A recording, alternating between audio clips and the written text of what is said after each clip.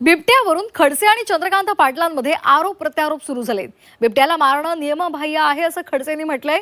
एकनाथ खडसेंची पोटदुखी थांबणार नाही असा यावर पलटवार करताना चंद्रकांत पाटलांनी म्हटलंय। कौतुक करण्याचं धाडस खडसेंमध्ये नाही। मुक्ताईनगरचे आमदार चंद्रकांत पाटलांनी ही टीका केली आहे आणि एकनाथ खडसेंनी त्यांना खोचक टोला लगावलाय।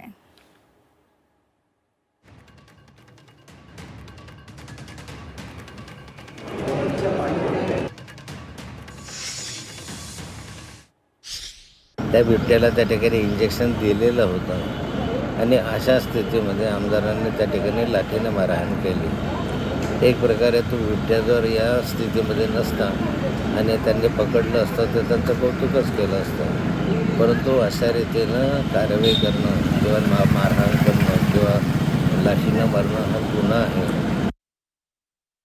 खडसे म्हणा पोलीस स्टेशन तुम्हाला मोकळं आहे। शेवटी पोटदुख्या माणूस आहे, त्याची पोटदुखी काही थांबणार नाही।